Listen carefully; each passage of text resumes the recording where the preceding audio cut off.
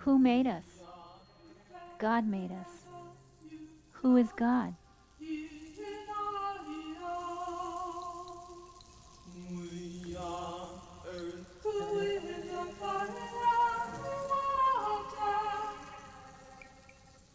You dress in this little bride suit in the 2nd grade, and you go through all your sins.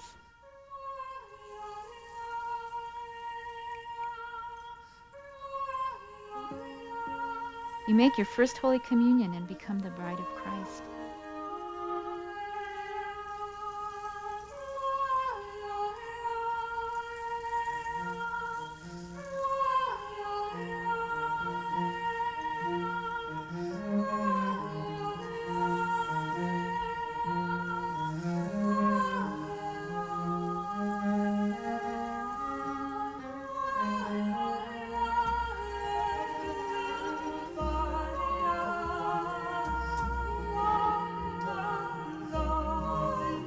Being raised as a Catholic, 2 things were really, really good. Dying was one of them, and self-mutilation was another one, because the saints would lay on horsehair and beat themselves and slice themselves and do all these things that were considered very spiritual and very, you'd get time off of purgatory for suffering more on this earth.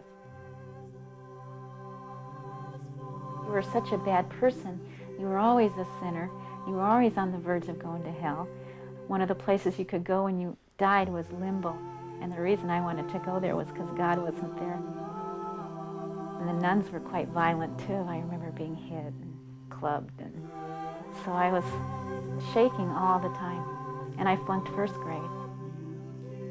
And they told us about these saints that their hands would open up and start bleeding just like Jesus, and their feet would bleed. And a lot of us would cut ourselves secretly, little nicks in our hands, little razor blade cuts, sticking ourselves with a little nail. We wouldn't tell the nuns, but we'd all do it. And I just started slicing up my arms and burning myself. And I think I'd learned a lot of that behavior, not only from Catholic school, but I learned it in the psych ward. We'd share our suicide stories, not how to kill ourselves. I always felt I was connected in this web that was like a nightmare, that I was a part of my mother, that I would never get away alive. I never saw myself as breaking away, growing up, any of that. I saw myself as being killed. And we had guns in the house. I had guns pointed at me. I was picked up and thrown through windows. I was battered against the wall. You know, I saw my mother's face bashed in. I can remember one time being in a crib and having a babysitter just batter me with a hairbrush. I think the image that used to scare me was a gun getting pointed at my head.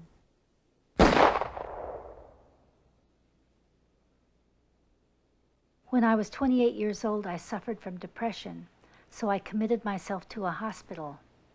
My husband took me to the ward, which was called the locked ward.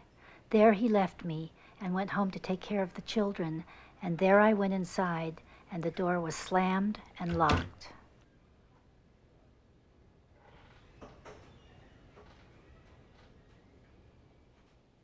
Dr. Schwartz.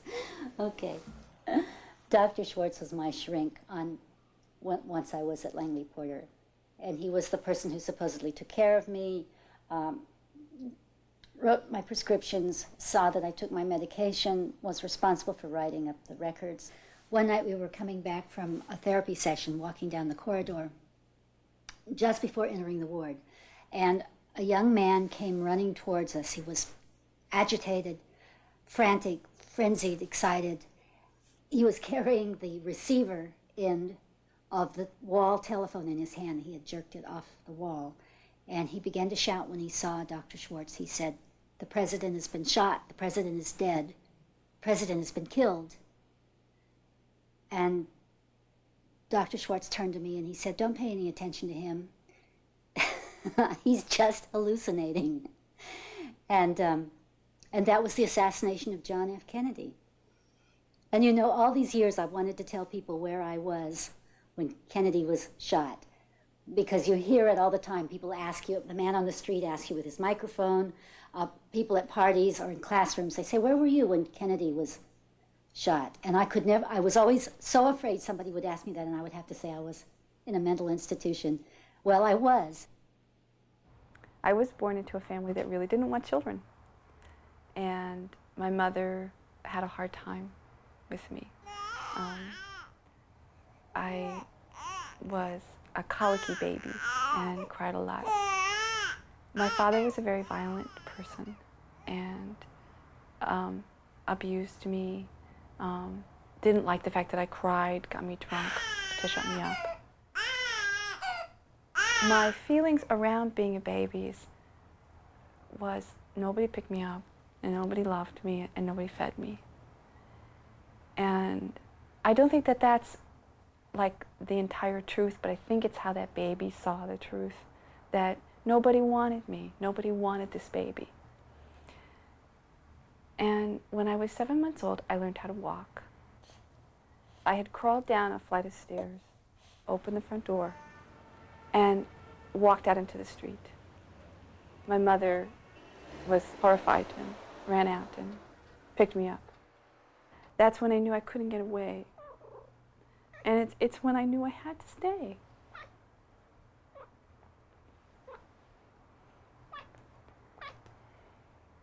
And the baby that walked out into the street that tried to run away just gave up and said, I can't do it. I can't stay here. And my perception of that is that another baby came. Then another baby said, okay, I'll be Katie, and I'll take your place, and you can go to sleep. And that's when I started seeing that creating other personalities was a way to get out of whatever problems I was having. I started with just 3, and the one that grew got to be 1.5 years old, and she was called Little Katie. And then when my brother was born, I made more, I created more. There was one that was called Honey, but her name really was Clara. Then there was Jean. She was about 4. Well, being a girl didn't work, so maybe being a boy would work. So we made a boy. There was a whole bunch of them that were like 6, 7, and 8. Janet and Joe and Kate. And Kate was the one, oh, and Kathy. And Kate was the one who pretty much operated in the outside world. And it went on like that. And every traumatic event that happened in my life, I made more. And I made more people to take care of me, more people to be abused so that I wouldn't have to be abused. I grew up as a middle-class Chinese person who had to deal with white people all the time. I didn't deal with them, in fact, in my childhood. And maybe I learned about what I shouldn't do, although I still would say today I'm not sure I've learned what I should do. How is that possible in the city of San Francisco, that you didn't have to deal with white people? Because they wouldn't deal with me. How? They wouldn't speak to me. I went to junior high school that was in this middle-class neighborhood. I still remember this one guy. I sit down in social studies or something, and turns over and he says, "You're Chinese and you're a commie." And I didn't know what he was talking about. I was put in the highest track with all these very upper middle class, mostly Jewish students. And it was just understood that I didn't exist. They'd have these little parties and their little society things, and never a question that, of course, I wasn't part of that set.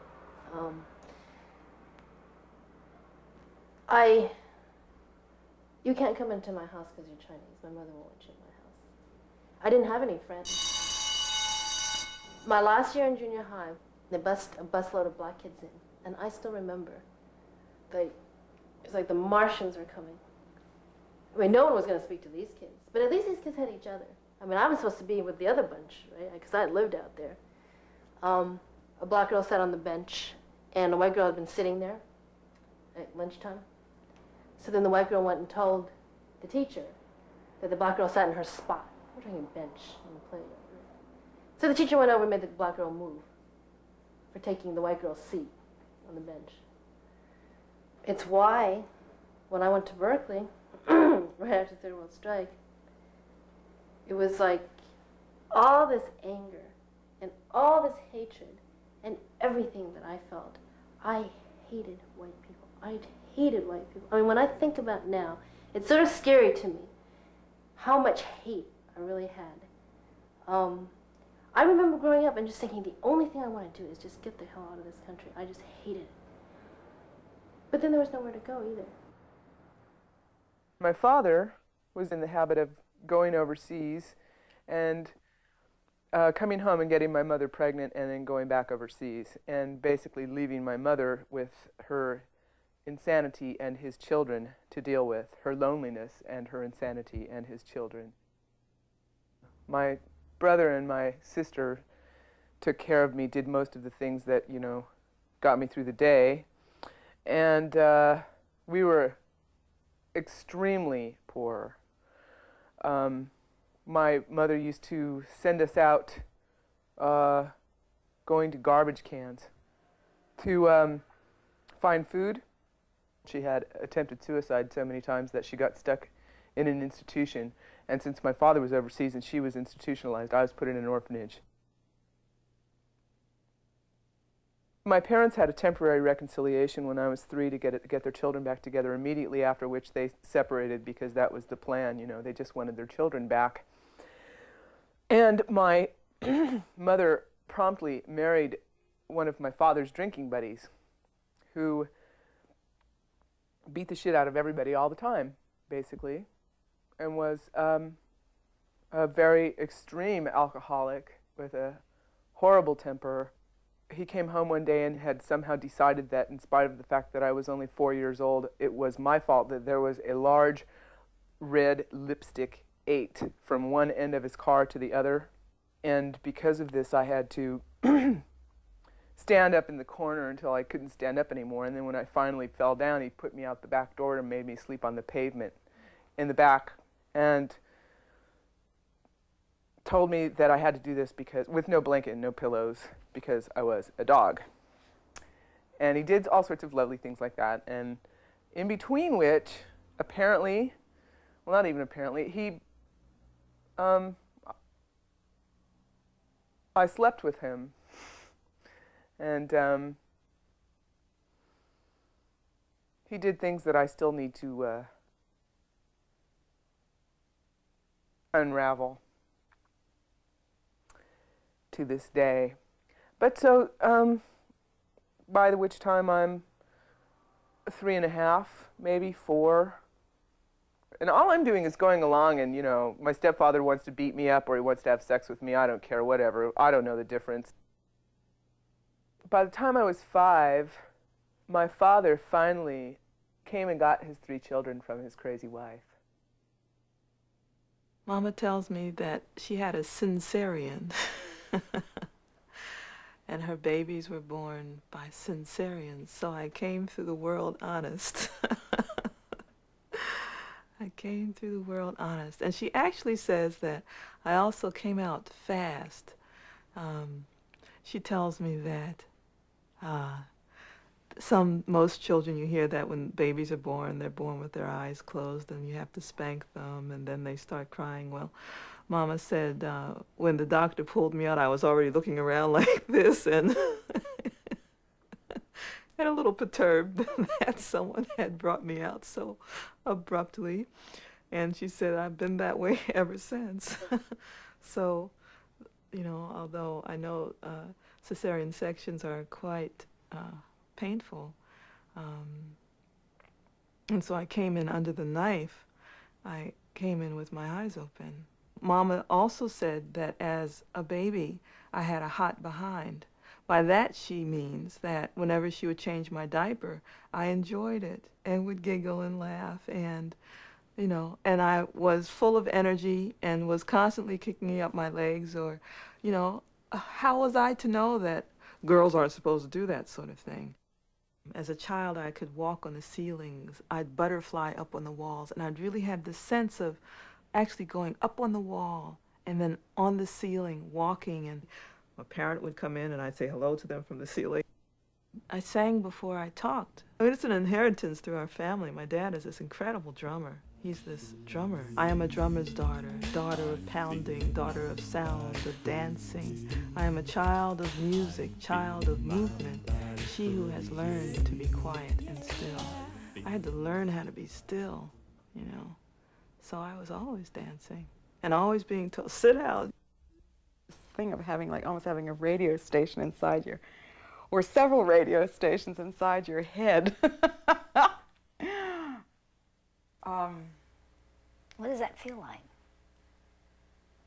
Oh, it feels great.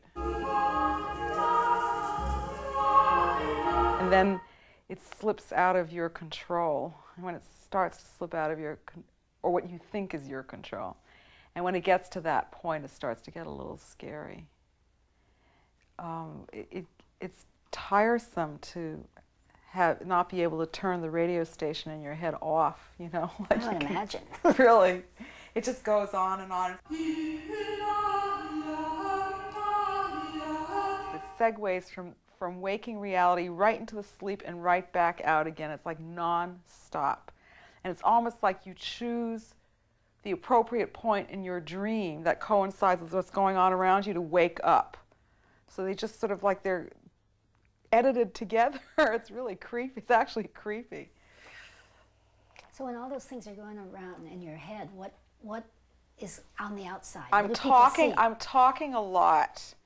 And at a certain point, I start to not become, I've been told, I start to not be easily comprehensible. I'm not incoherent, but it's hard to understand because things are moving so fast in my head that I'm starting to edit like a telegram. I started having these flashes about Bob Dylan. And I'd known for a long time that we were born on the same day.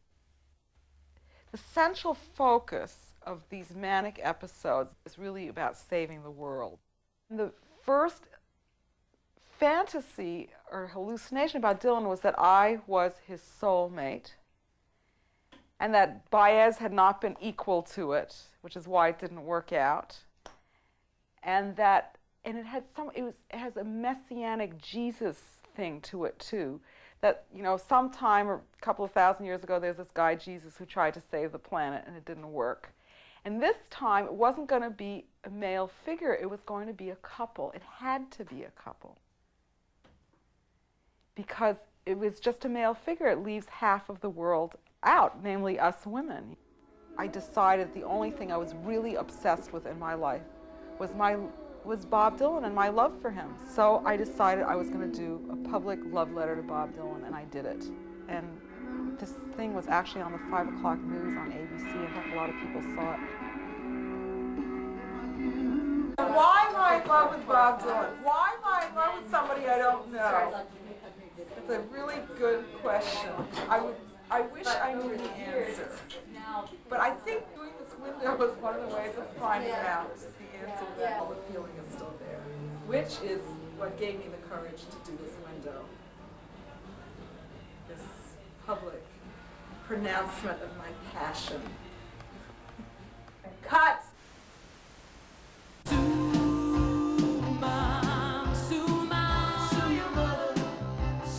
I thought all mothers frightened their kids. My mother frightened me.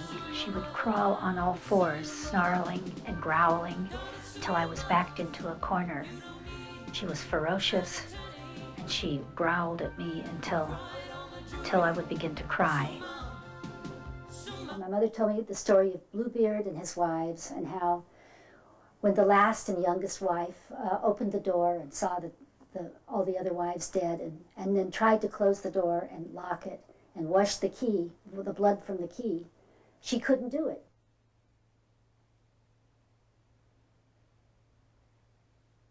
These are the stories that my mother told me before I went to school. I was probably the only child in kindergarten who thought she knew that hair and fingernails continued to grow after you were buried in your grave. These horrid stories that frightened me so much taught me to think about the meaning of the story and to apply it to myself and to try to figure out what it is that a story is really saying. And what I learned about that was I learned about metaphor. And at a very early age, I learned that things stand for other things.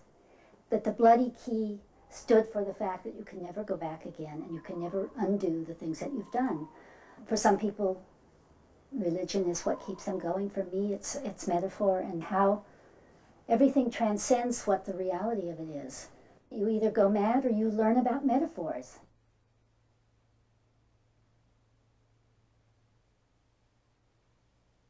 Now I can say to you what I think I made up and what I thought was a hallucination, what it, felt like it came from outside me. I got a whole other idea of who I was. I thought my mother gave birth to me in the Warsaw Ghetto, which is not possible because I wasn't born yet. And then that my mother wasn't my mother and that I had a different set of parents. So I'd been born in the Warsaw Ghetto and I escaped through Siberia and then went to China and came to the United States from Shanghai over the Pacific Ocean and landed in California. I'd been on the boat so long that I had like sea legs for a while. And, I made all this stuff up.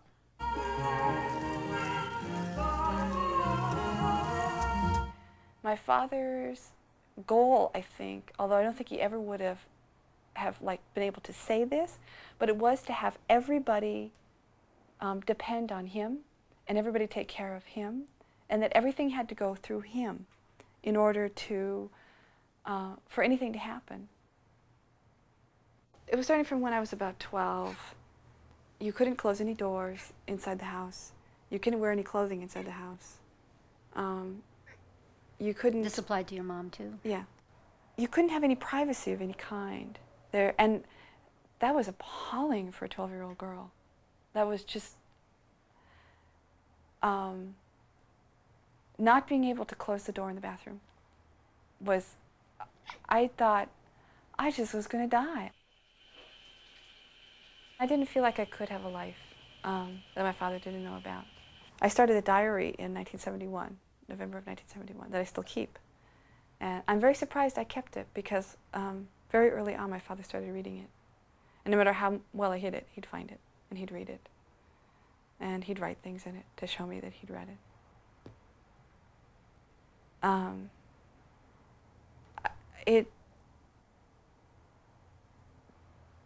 To me, it's just boggling that I managed to keep going.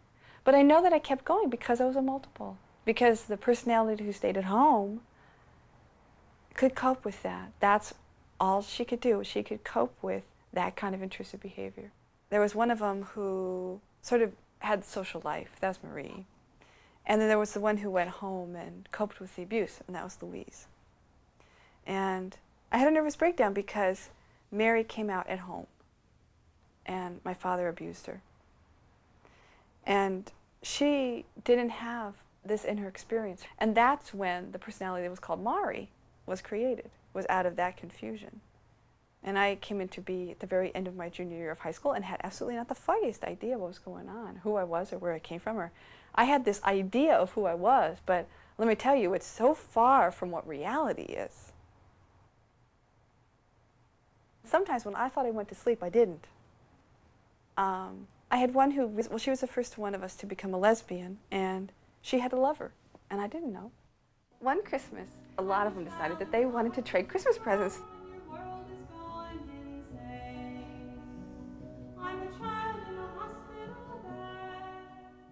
This is when we had developed a lot of cooperation, and we lived in a very little apartment, though, and everybody was trying to buy Christmas presents and hide them without anybody else knowing what was going on. So the adults hid them really high up, and the kids hid them really low down. If you found something in a closet that wasn't yours, you left it alone. And actually it worked pretty well. We had tons of presents under the Christmas tree, and everybody got surprised. Okay, the problem with this story is it sounds exactly like there are a lot of roommates. No, okay. So it's not a lot of roommates. It was all me. It was all these 25 people inside of me who all wanted to give Christmas presents to one another. My mother said that my first words were, "Shut that door." And I was taken away from her when I was 13 months old, so this had to be before I was 13 months old. I was already screaming, "Shut that door!" So you can imagine how I might have been by the time I was 13, you know.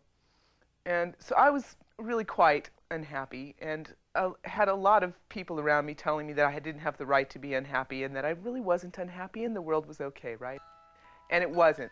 And I got more and more and more and more morbid until it just seemed the most extremely natural thing for me to do, to sit down in the corner of a room and turn off the lights and slice myself up. I took a knife and I put nice big deep cuts in my shoulders, and I just let the blood run down my arms because it was real. There was finally something nobody could argue with. You know, you could say, oh, maybe you don't feel like that, but you can't tell me I'm not sitting here with blood all over my arms, now can you? And I was totally starved for what I really needed when I was growing up, and what I got instead was attention for being cute, you know. I got, you know, I got physically abused for being cute. I mean, and also I wound up having this fabulous body at the age of 13, at which time nothing anywhere had been said except for that sex is black and dirty and awful. And all of a sudden, everybody everywhere is responding to me. I go to live with my mom, and she turns out to be this dope-smoking hippie who's into an Eastern religion and sits and chants her mantras and says, you will take your clothes off, you will sit down in this meadow, and you will be free. Damn it. Okay, fine. Then I finally get away from her and I go back to live with my stepmother, by which time I have become her worst nightmare. She goes, I'm not going to discipline you anymore. I refuse to discipline you anymore. I said, fine, fine, Mom. And I was also getting great grades in school, you know. I was getting A's. I'd been getting tossed back and forth between my father and my mother often enough that I finally ran away from home. It was only for about 5 days, and it was only to make a point, which is that I might be your daughter, and I might be your daughter, and I might be 15, but I don't have to put up with this. You know, anything could happen, anything. So I had found out that I was pregnant, you know, I mean, because I'd had such fabulous counseling, because I was so incredibly stupid in the dark, had no idea how to handle myself sexually, and because I was eager to please people, and because I needed attention. If somebody wanted to have sex with me, they could. That was basically it. And plenty of people did want to have sex with me. So when I was 15, I had my first abortion, and I don't have a clue who the father was. It was the first year that abortion was legal. And I had it with no anesthetic because I was afraid that the anesthetic would send me over the edge. And which the doctor botched the abortion, and I had to go back because he was like so terrified of performing an abortion on this screaming teenager. I knew I couldn't live with my mother. My father's wife wouldn't let me live with them. And I just started rocking back and forth in this rocking chair, and the world went away. The world disappeared. It was the most peaceful place I've ever been in my life, ever. Just nothing mattered anymore. And that was the first time that I was ever put into the hospital. And I didn't talk for several days, and then eventually a nurse came into my room and she tried to get me to take some Valium, and I crumbled them up and I put them on the floor, and so she said she was going to get a syringe and put them into me intravenously. And I said, get out of my room, bitch! And my father found a group home in San Francisco, the big city, ooh. I said, no, Dad, I don't think I want to go. And my father said, I'm sorry, honey, but that's what's going to happen. And I couldn't believe it. I mean, you know, things had been off the wall enough, you know. They had been strange enough, but here was me being straightforward, going, Dad, don't do this to me. And he's going, I'm sorry, honey. It's going to happen anyway. So I yanked the drawer out of the desk in my room and I started pounding it against the window. There were 3 people holding me down. And I had never felt so good before in my life. I felt like a kid throwing a fit. And I felt like I needed to be that kid in a big way. And it just felt really good to be able to throw that fit and have those people hold me down. And not punish me for it, not be mad at me for it, you know. And then I was off to the group home. When Sigmund Freud's female clients told him they had been sexually abused in childhood, he said these were fantasies. Why didn't you believe us? When the woman awoke from a dream, she thought she had lost her daughter in the basement. I have these dreams because I was molested in a basement when I was 5 years old. He took off each piece of my clothes until I stood on the chair without anything. Cobwebs don't have spiders, he said. I'll cut off your head if you tell anybody. And I looked out the window and I saw that faces were walking by.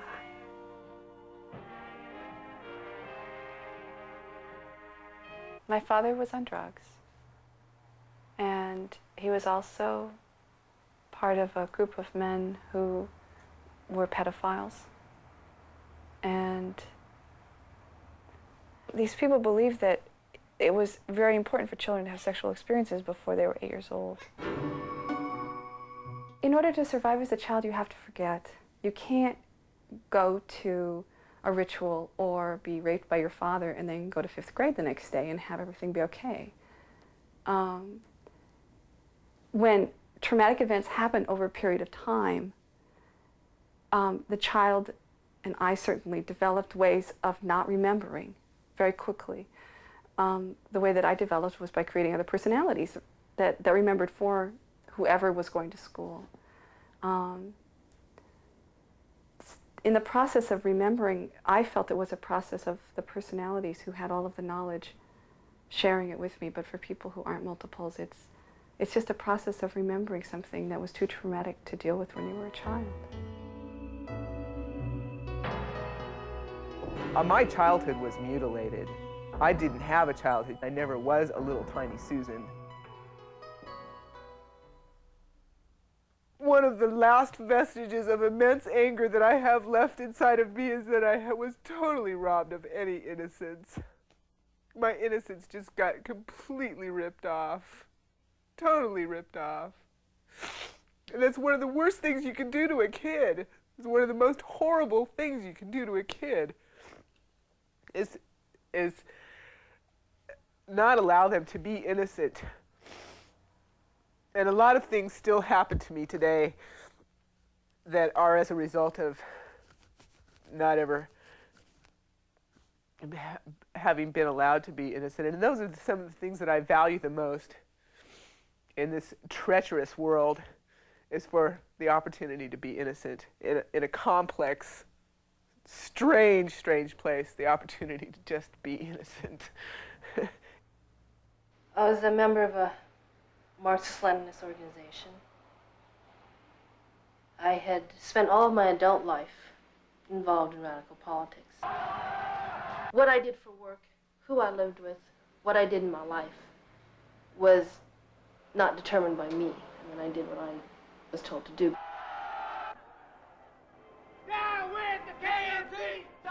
Chinese Progressive Association started coming out once again in support of China and pushing for normalization of relations. A lot of people really wanted to put out this image of the victimized Asian.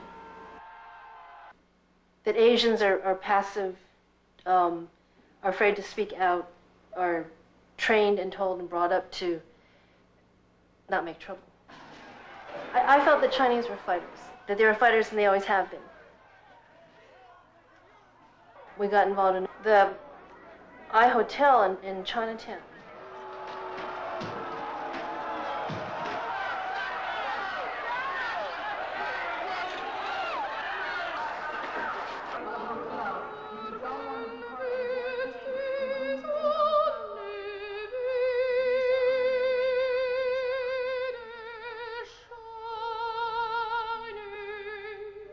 I had a breakdown in 1980 when I had symptoms that my doctor decided meant that I was psychotic and that I wasn't going to be able to continue to be functional in my life. Immediately what happened was I got thrown out of this organization.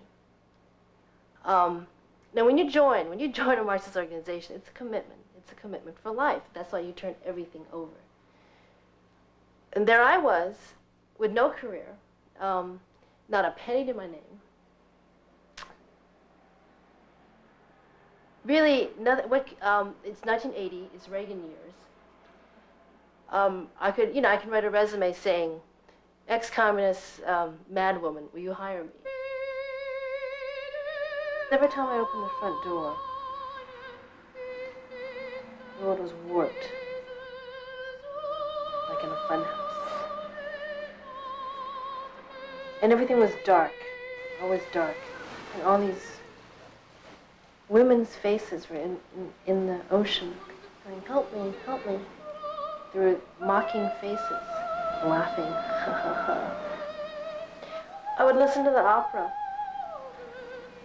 and I was like in another world, floating out wherever the highest and deepest notes in the opera were going. I was like gliding. I saw an Asian woman with the hair coming out, white hair sort of sticking up, standing at the shore.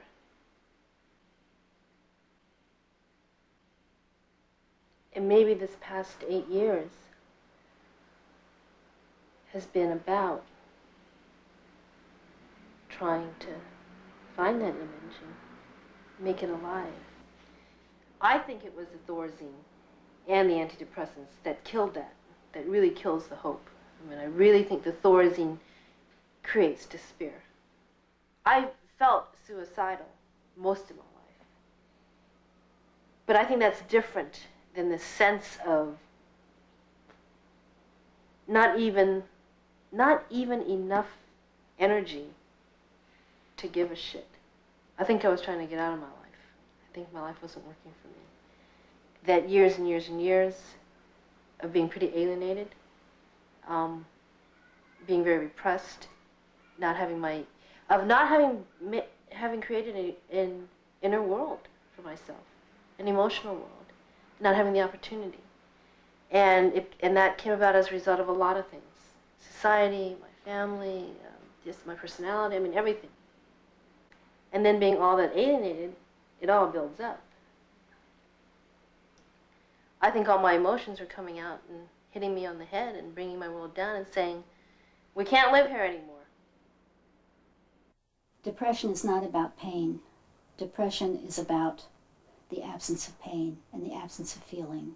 When I began to get depressed in 1963, I noticed it because I was no longer worried or anxious about my children. I couldn't feel anything. If I drank a cup of coffee, it didn't lift me up. If I went to a party, it didn't make me feel better. If I read poetry, it didn't save my soul as it had done in the past. There was absolutely no feeling, nothing, nada. No feeling is what depression is about. And it put a barrier between me and my children, my husband, my friends. I didn't care if I slept well. As a matter of fact, I slept most of the time. I would stand and prepare a meal and look at my hands cutting the food as though they weren't my hands, as though they were not attached to my body. Depression is not about pain, it's about everything gone away.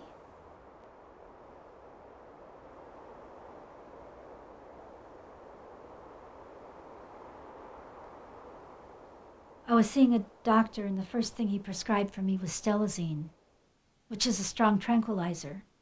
It seems to me a strange thing to give someone who is depressed. I got very frightened. I started going to sleep at night with the car keys under my pillow so that if I had to rush the baby to the hospital, I could do it. Somebody was going to fall. Somebody was going to be hurt. Somebody was going to die. So the doctor increased the medication, and it was like a downward spiral. So I committed myself to San Francisco General Hospital. Just before being admitted to the ward, I was asked to remove all my clothes, put a little paper across me, and wait for the doctor to come in.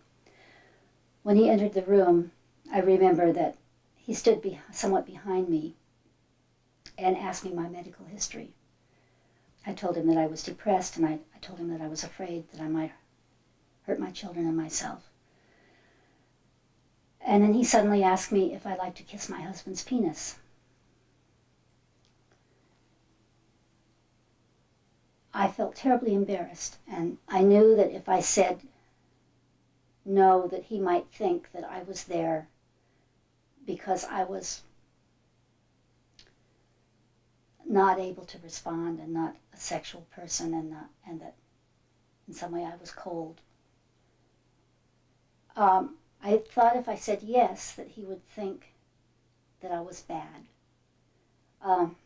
that he would think that I might be an nymphomaniac, that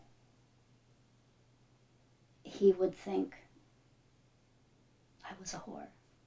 For 25 years, I've wondered why he asked me that, and what he got out of it, and what, if he had any idea what a question like that does to a woman sitting on a table with a strange man in a brightly lit room with no clothes on.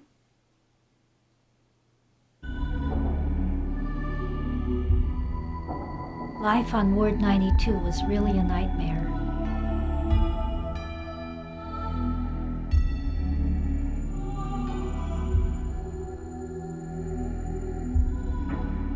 My clothes were taken away, and I felt lost like an orphan.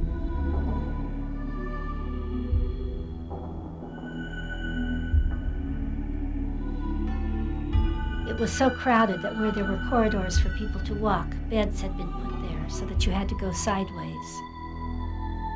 Somebody stole my bathrobe. A woman walked through the door wearing my bedroom slippers. And it really was a war. The doctors were shut off in a glass-enclosed area. All the depressed people sort of huddled at one end of the room.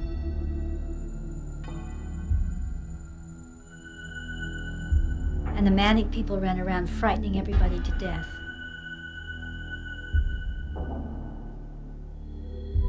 They were acting parts of their lives that they had once lived through, or that they could not live through. In 1274, the first asylum was opened in England, and it was called Bethlehem Asylum. That's where the word Bedlam came from. Bethlehem was famous for the Lunatics' Ball, and all through the ages, people in asylums had dances, and they got dressed up, and they wore fancy clothes, and they went wild.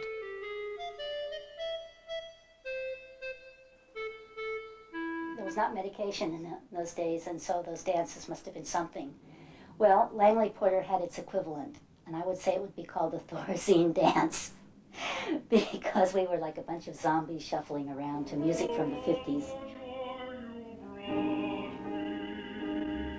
So I danced with Dr. Schwartz, and it was like a prom. We tried to pretend, I guess, like we weren't patient and doctor, but there's just no way that you could go to a prom on Thorazine and dance with your shrink and think you were someplace else. I'm attending Stanford Law School. I'm the first in the family to go to law school. Stanford is one of the top law schools in the country. And sometimes when things got too intense for me, I would dip into one of the stairwells and sing.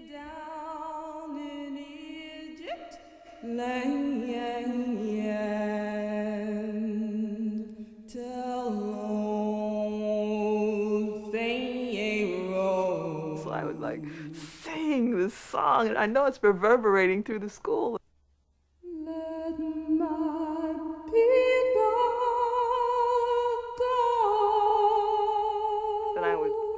quietly come out and go to class. I lived in the law student dorm that first year. I heard what those boys talked about, these boys who were the sons of the senators and the judges, and you know, I heard their conversation. I saw them at pub night, and it made me afraid. I said, this is the ruling class? Oh boy, are we in trouble. There were 5 black people in my class and 15 women, and this was in a class of about 139. And my experiences there were challenging. So I took a leave of absence and I moved to a intentional community, and it was a place that has hot springs, natural hot springs. And I'd seen the residents float each other on this wonderful warm water, and one of the men living there asked me if I wanted to float. It was night and the stars were out, so I said yes, quite innocently. And as he floated me, I felt him get an erection.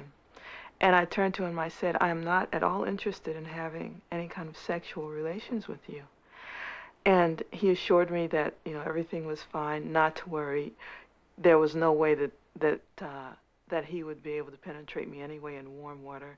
And I mean, he just fed me all these lines, and he was calling me goddess. And then he turned around and rammed me down on him and came immediately. And I got out of the water and dried off. And I said to life that if this is what I could expect of my species, that I need another reason to stay here. So my rage, once it came out not only at him, but at the whole misuse, ignorance, repression.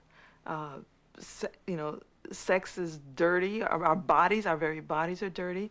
It was rage at that whole matrix of miseducation and the violence that got expressed through his actions. And also after him, I left my body. I left my body.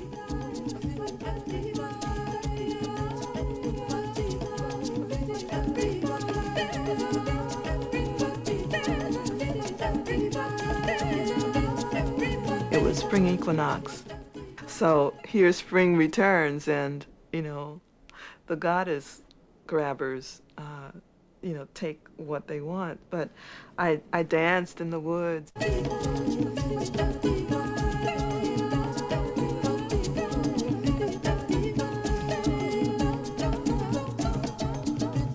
Sometimes a man would happen upon me in the woods. If he made sexual overtures, I left my body. I couldn't live in the same body where sexual energy or attraction or activity also lived at the same time. Couldn't do it. I was a wise fool. I would just spread my blanket in the woods and go to sleep, and there were wild animals in the woods. Maybe I tasted nasty to the other things that tasted before I awakened. They said, no, not this one.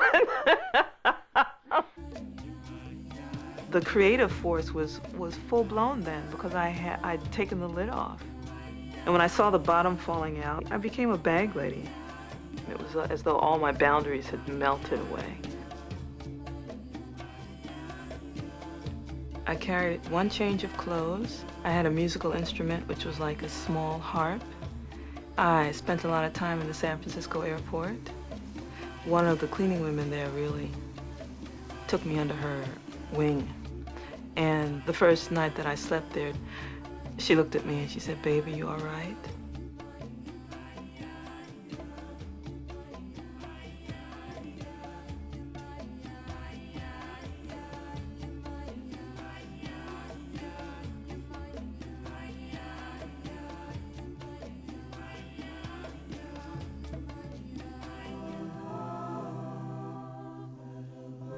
I had a sense that if I really needed help, that one of these church mamas would materialize. I would enter into one of these ecstasies, and I would just let the music that I hear in my mind out. I got on the bus one day, and an older black woman came up and she said to me, "Girl, why don't you have on shoes?" And I said, "I don't have shoes." That's when I called my friend from law school and said, "You know, I really need to get home." I had gone home. This was after I had earned my way home. And my family had gone out to a candlelight service for New Year's Eve. This was 1982. They invited me, and I couldn't imagine going to church where I had learned about all this God, He, and the blonde God and blonde Jesus with blue eyes, and what did that have to do with me? And that was part of the damage, so I said no thanks. So there I was, being the girl washing the dishes on New Year's Eve in my mother's house. I'm 25, and I'm thinking, is this what I have to look forward to in life, to end up back here? And if so, then why not use these knives? I considered slitting my wrists. And so I said, well, why shouldn't I? And that's when, you know, this music came thundering through.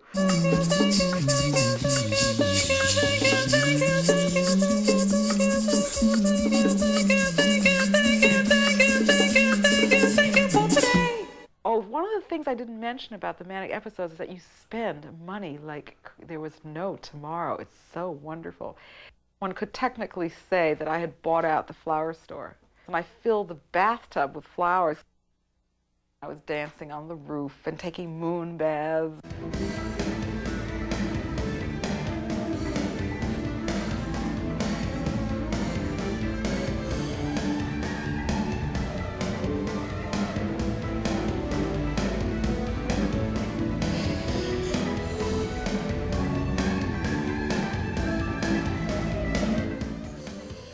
And they thought I was a danger to myself, which I really never was. So my sister asked me then if I was willing to be hospitalized, and I said yes, as long as I wasn't given any drugs. I was just trying to be as good-natured about all this as I possibly could. I mean, as cooperative as I think I was probably wearing my Romanian peasant blouse or something. That was my favorite flip-out clothes, you know. I just climbed into the ambulance. There was no problem, you know, and this guy sat down next to me, and he started making a pass at me. I just said, look, you know, you're very nice and all that, but I'm in love with somebody else, which was absolutely true. I was in love with Bob Dylan. And we got to San Francisco and the Mission Health Center, and they turned around and sent me back to Highland. This guy was a mean son of a bitch, and he was by himself, and he handcuffed me. If he had explained it, I mean, these people are so stupid. They think if you're crazy, you don't understand anything, which is just like the dumbest thing in the whole world. It doesn't work that way. I mean, most of us might understand something, and it's really worth a try. I really was obviously not violent. He yanked my arms behind me and handcuffed me, and it hurt. Luckily, I mean, it was just a quick drive over the bridge, and I was back in Highland. And Highland again rejected me and sent me to Napa.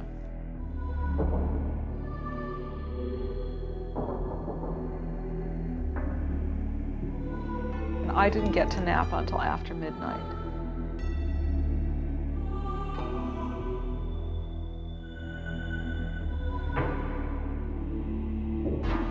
Here I am flipping out with this manic episode. I hadn't eaten. I was starving.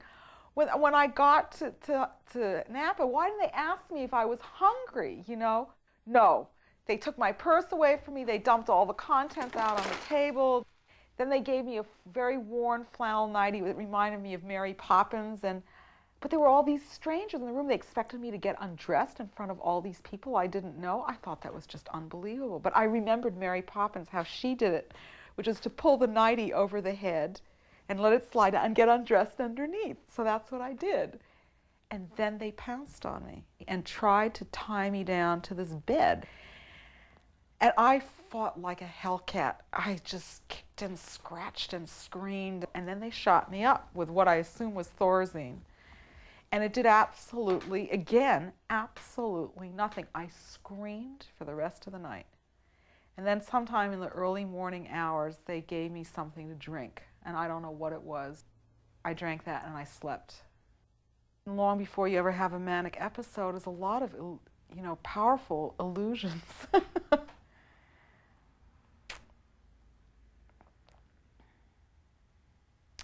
And that time is like infinite, and there's just all this time to do stuff, and you just never, I never thought I would ever get to be 44 and a half.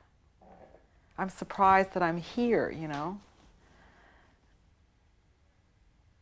But that's the dreamer who just lets time slip through their fingers and doesn't do very much with it. I remember during the Hungarian Revolution when we lived in Vienna and hearing the kids when they took over Budapest Radio. And I also knew that the kids my age were throwing themselves under Russian tanks with Molotov cocktails. And they were doing something very grown up, which is giving up their lives, which is something children don't usually do. And I think I felt terribly guilty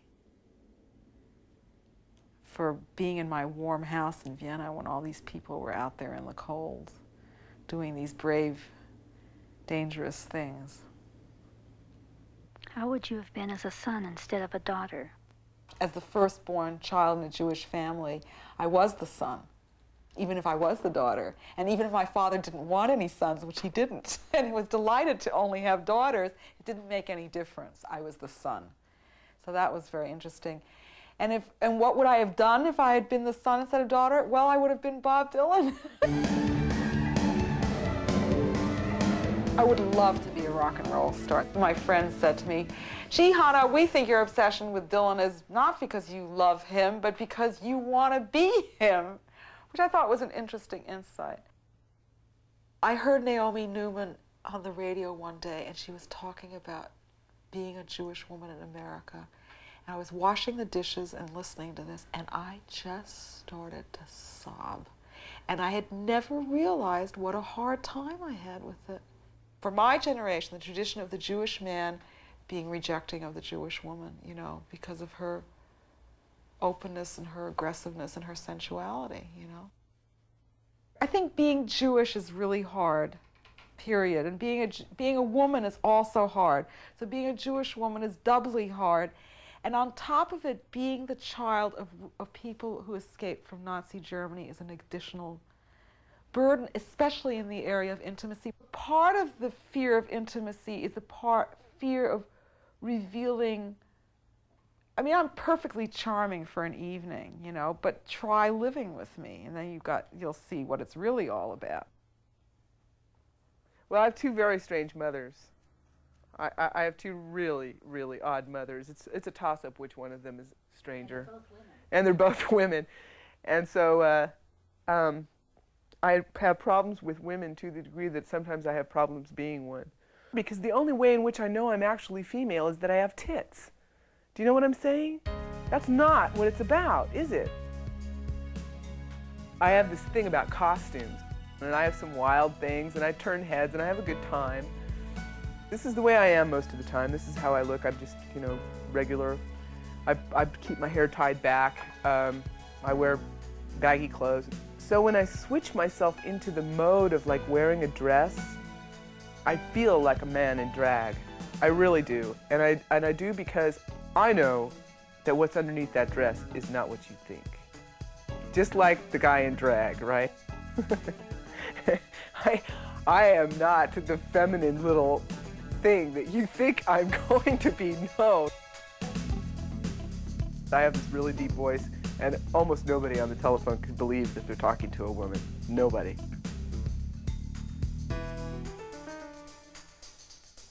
Sometimes I have to sit there and convince people. Honest, I'm not a man. I have a tough time perceiving myself as a woman. How I got locked up was I think a lot of things factored into, I'd been dieting really heavily for 3 months. I'd been drinking these sodas, these sugar-free saccharine sodas, and not eating.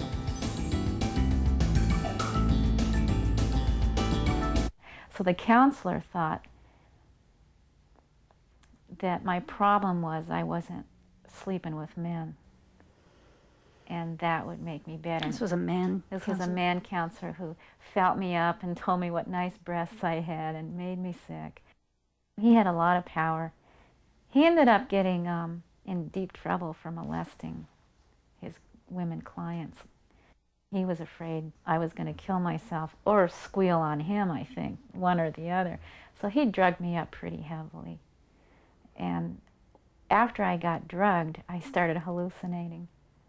And he had no idea about drugs anyway, but he could prescribe them by just calling up the university physician. He would just sign off all these drugs. He gave me Miloril to start with, and quite a bit of it. And then I got moved on to 600 milligrams of Thorazine with Prolixin, with Cogentin. He ended up lying to me.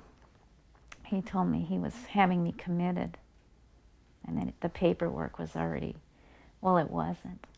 So I went, and under the false assumption that I was being committed against my will, when in actuality I found out later he didn't have diddly squat. He had no papers, no court, no nothing.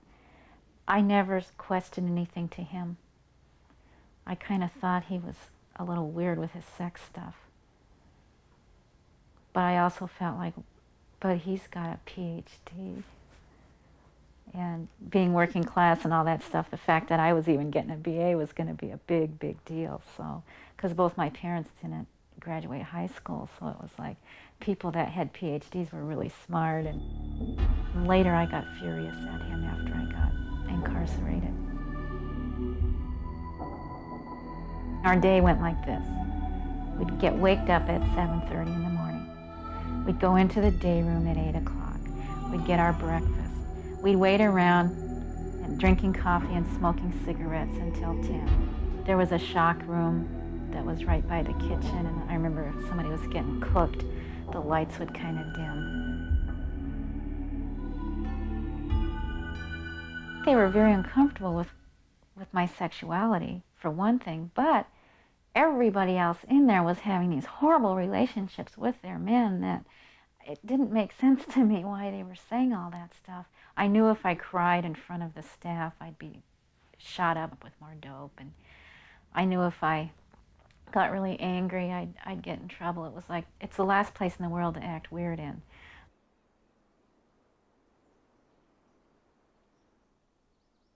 Everyone that saw me gave me a different diagnosis.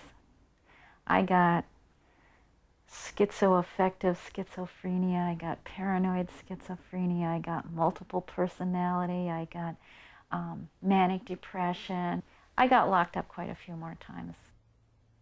I think I probably would not have gotten locked up in the first place if I had a husband. I really liked women a lot, but it wasn't like I was going to act on anything. I asked my mother, I remember when I was a teenager, what a lesbian was, and she said, it's somebody who likes women and girls. So I thought I was one with that definition. And I wanted to be part of like the women's movement, but at that time, the women's movement didn't like lesbians at all. We were lavender herring, we were, you'll wreck everything. On the other hand, the lesbian movement didn't want me to say I was a mental patient. Okay, we have this whole history of being crazy. Do you have to talk about being in the nut house? So I felt real silenced, which is why I ended up being in the mental patient liberation movement.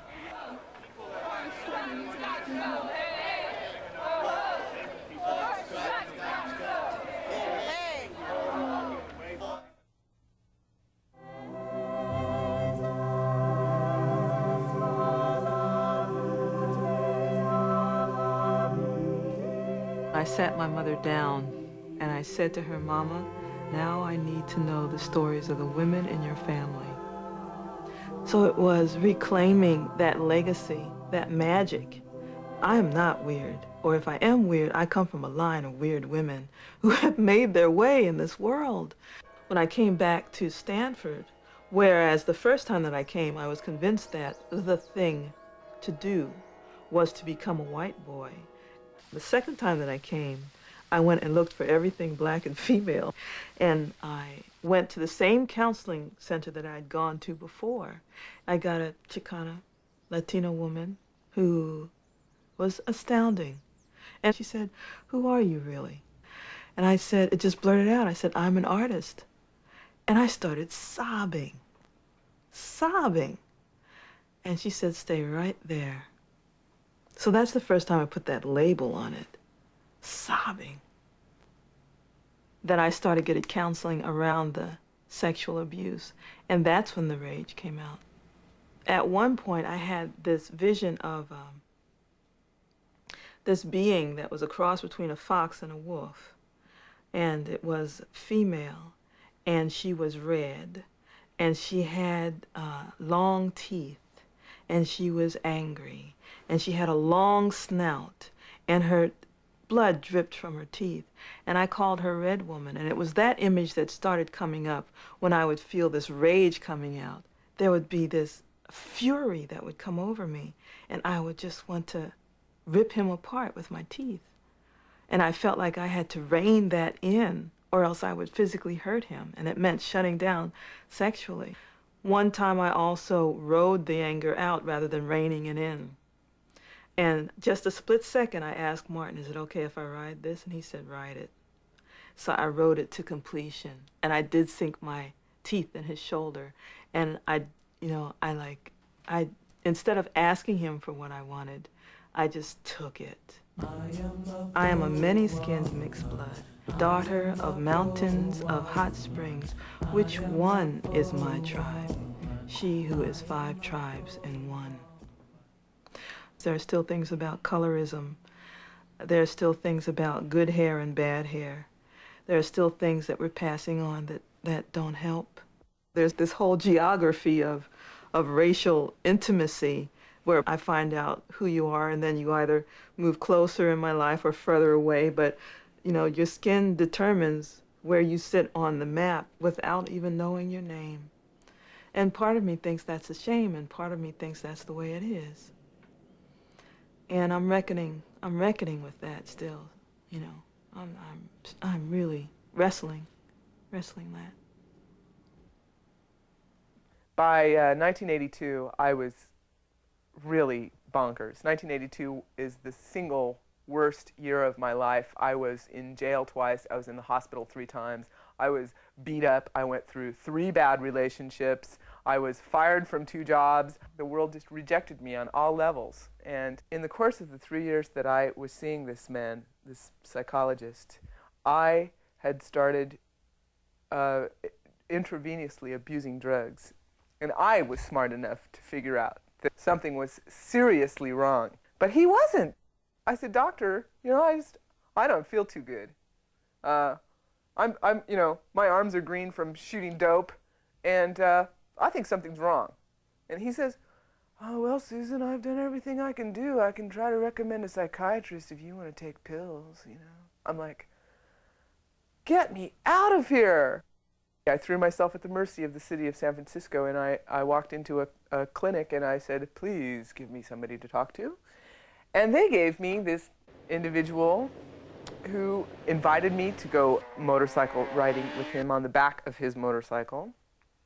He showed me his diagnosis of me in a book, Actually, I've been told that's unprofessional, but at the time I was relieved because I thought, well, if they can write it down in a book, maybe they've figured out how to cure it, Maybe they could do something about my mind. But it was very unprofessional of him. And one day, this guy called me up and said, "Sorry, Susan, hope you don't hate me, gotta go," and left, fell off the edge of the earth. A month after that, a certain person called me on the telephone, and he had a very funny accent, and he had a very funny name. His name was Shimshon Wigater. And he said that he was picking up the caseloads for this person who had taken off and dumped all these cases, just let them sit. And would I still like somebody to speak with? And I said, "Why, yes, I would."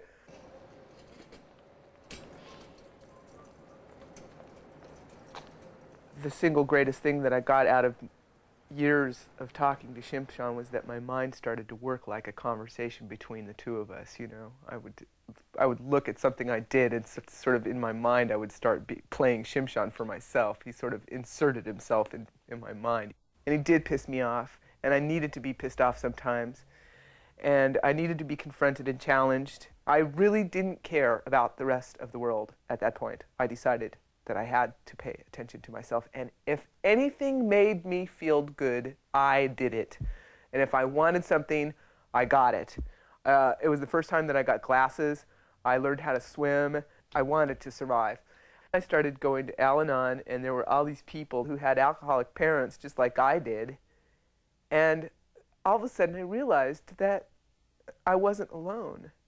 And it was blindingly refreshing. It was blindingly uplifting. It was amazing to me that there was a room full of people that knew how I felt.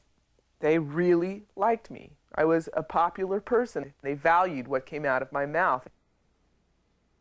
You want to know what I got out of therapy? You want to know the best thing about therapy? You want to know? I learned how to talk about what was going on. You know, it was always my intention, somewhere in the back of my mind, some part of me was always screaming to do it, and therapy let me do it and taught me how, when something's wrong, to talk about it. It amazes me when I look back on it that the first office I walked into, or when I first started talking to people, I was catatonic. I couldn't talk. I was put into a hospital because I couldn't talk. Me! The common diagnosis is manic depression. What got me on the lithium then, when I was back down into the depression, was Quentin Bell's biography of Virginia Woolf, right? And I see her through her life go up and down and up and down. And then in 5 she was, or 62? I mean, so late in her life, she sticks the stones in her pockets and walks into the lake. And I said, aha! That's not happening to me. I am not going to kill myself unless I decide I want to do it. I'm not going to have these depressions make me do something against my will, because I don't feel like the depressions are me. I feel like I'm taken over by something. So fuck this shit. So that very day when I finished the book, I had a therapist appointment. When I went to see him, I said, okay, I'll take the lithium, you know, fine, which he had offered to me when I was high. And I took a lithium in the office, and I took a bunch home with me. And when I got back to the house, I sat down on the couch. I fell asleep. I was so depressed. Everything was great. And when I woke up from the nap, there was like a little spot of blue in the sky. I mean, really not very much, but just enough to know that the lithium worked. And I'd realized that each depression, the thoughts of suicide were growing. And then, of course, that I continued in my life to have these kinds of depressions, then eventually I could end up like Virginia Woolf and walk into the lake with the stones in my pocket, which I didn't want to do. The thing that's hard about it is that I do believe in these non-ordinary realities. There's something trying to emerge. And it feels intensely alive, which is why it's so hard to give up. And it's so imaginative. It has been my dream since I was a little kid of this great, passionate love. And that I have not had this in my life, ever. It's just like, it's the tragedy of my life, really. But I've wanted it since I was a small child, you know. And I have fell for the romantic ideal, lock, stock, and barrel. I really believe that there is such a thing as a soulmate. May there not be one soulmate, but there are soulmates out there, and some people get to be with them. And I thought that I was going to be one of them. And I guess won't know till I die whether I got to be one of them or not, but so far it's been awfully lonely. And I'm so deprived. I'm like a deprived animal. I'm deprived just even of touch. But spiritually also, it's devastating. I can't imagine living like this for the rest of my life. If I knew that I would definitely end it. But luckily, I'm not one of those people who can see my own future, so I'll just continue bumbling along and we'll see what happens.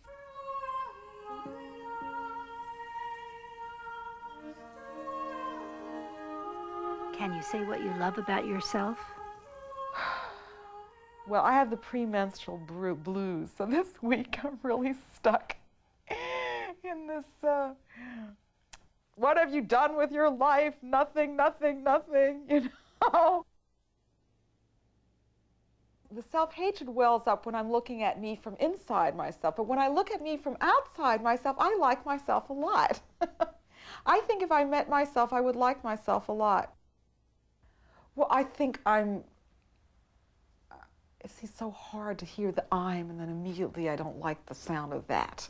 But as a being, I think as a being, I'm sunny, loving, generous,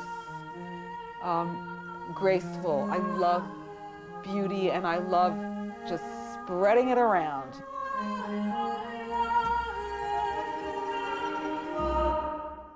I said to my therapist, I said, I think that there's somebody named Bridget who wants to talk. And she said, what do you mean? And I said, well, I feel like that there's somebody there who says her name is Bridget and she wants to talk. And she says, well, how did we get her to come out? And I said, I don't know.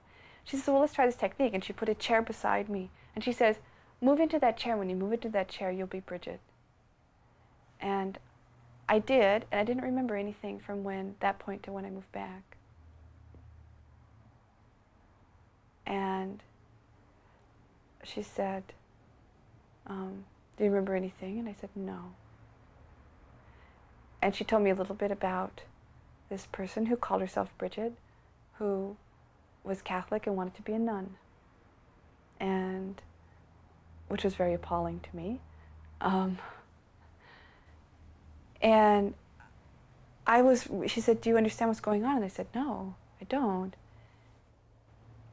And she says, well, I want to, think about it. I want to try to figure it out. And I said, I want to try to figure it out too. I devised this system of talking to them that I called mapping. This actually has been taken into the psychiatric community. I now read about it in books. One of the ways of mapping was just to figure out who was there. So who knew who? Who do you know? What do you know about them? Another thing that I did was what I called talking in the dark, which was just talking to the people and telling them that it was safe. When I was going through my recovery process, all of the fear that I didn't allow myself to feel as a child came roaring to the surface, and I was terribly afraid all the time. I was sure my father and all the other men who abused me were going to come get me. I was positive. Never mind that I didn't have the same name, I lived in a different city, that probably half of them were dead because they were old men when they were abusing me. I was so scared that I couldn't turn my lights off at home. I lived on the 3rd floor of an apartment building, but I was sure that somebody was going to come get me. There was already a deadlock bolt on the door, but I installed 2 more because I was so scared. And I went to sleep with every light in the house on. I never turned them off. I didn't want to integrate. Integrate meant that somebody was going to die. I didn't want to integrate. I did not want to integrate. I couldn't imagine. They were all separate people. How could we be one person? Different personalities actually seem to come from different parts of your brain. So that when you integrate, your brain actually sort of reconfigures itself to connect all of those areas that weren't connected before. Different personalities who were old enough would have different menstrual cycles. The little kids didn't have any at all. So when I integrated, my menstrual cycle went haywire. Some of them didn't wear glasses and some of them did. And once I integrated, my eye prescription changed for the better. I'm a child, it's hard to keep growing when your world is going insane. I'm the child that lies in my One of the most important things for me in my healing was my spirituality. So when I light my candles, the image of the goddess I see is myself in a mirror. So I see the divinity within myself. I love the fact that I'm pretty, and I love the fact that I'm a lesbian. And I really love the fact that I'm a good librarian. I love the music I create, but mostly I just really love my spirit. When I went into Langley Porter and I was seeing Dr. Schwartz, I obeyed the things he said. I thought that he was there to get me well and to get me home, and I would do whatever that entailed, what was needed to do that. He began to give me assignments, and the first assignment he gave me was that I could go home on the weekend if I would bake a turkey. So I went home on the weekend and I baked a turkey. The second week, the assignment was I could go home if I would mop all the floors in my house. I went home and I mopped all the floors in my house. And I thought to myself all this time, maybe I'm getting better. Maybe this is making me better. One of the things that I wanted to do very much, and I would say this to Dr. Schwartz, was I want to go to school. I want to be something. I want to make something of my life. I need something of my own. No one in my family had ever completed college. I would be the first person to do that. And he said to me, if you can't stay home and take care of your children, then go and get a job. Don't waste everyone's time by going to school. I would like to say this to you, Dr. Schwartz. I went to school. I got an education. I spent 10 and 11 years teaching in college. I became a filmmaker. And now I'm making this film. And I did, in the long run, get a job and go to work.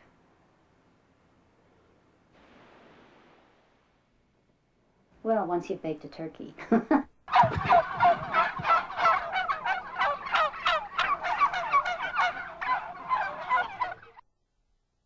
Thorazine. And actually, this is the joke, because I have this long history of problems with school.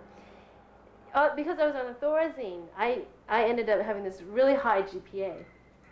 And now I look at it and I think, well, if I hadn't been on the Thorazine, I would have had, my GPA would be much lower because I'd be my normal opinion in itself.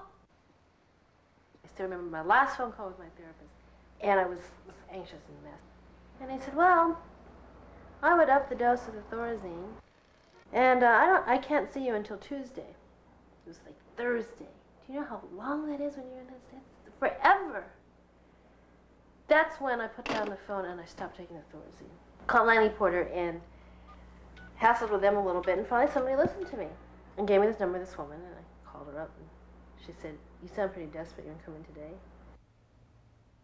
If somebody hadn't listened to me then, I'm quite sure that I wouldn't be sitting here now, because I wouldn't have known where else to turn. So that's a major, major thing that began to make things better. A therapist who was a human being. She said, well, I don't think you're schizophrenic. She said, but I think you question your own sense of reality.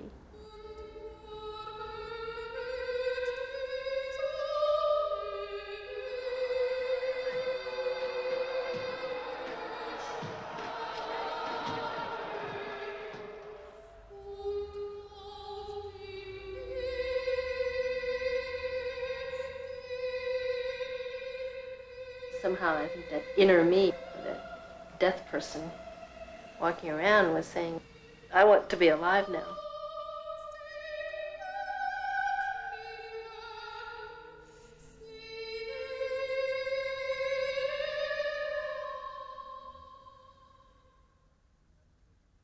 On February 26, 1991, Karen Wong was raped and murdered in her apartment in San Francisco. Her slayer has never been found.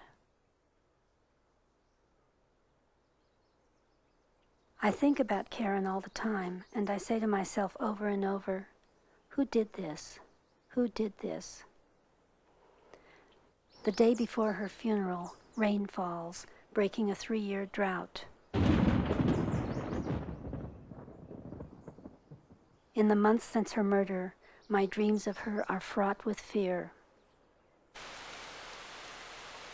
I am driving down a hill at night, and Karen is standing at a bus stop. I know she is in danger. I stop my car. Get in, Karen. I'll drive you home.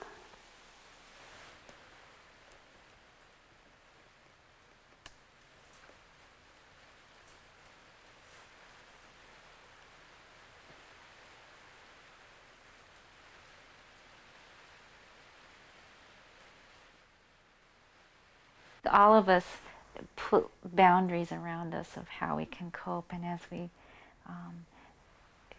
make those boundaries bigger, as our fear goes away, we can make those boundaries bigger and bigger.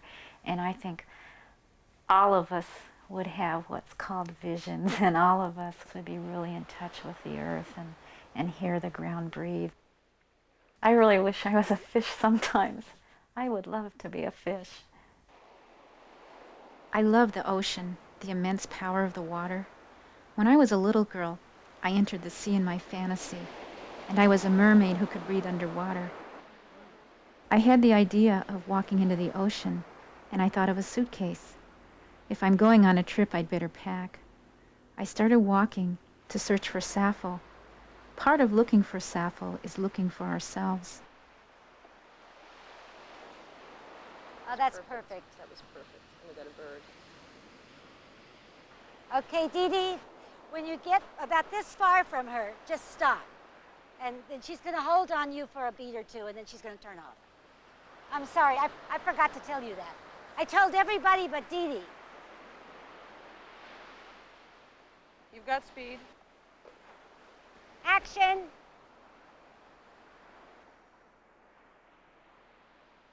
Sort of full, and as she comes by, I'm like on here. Cut.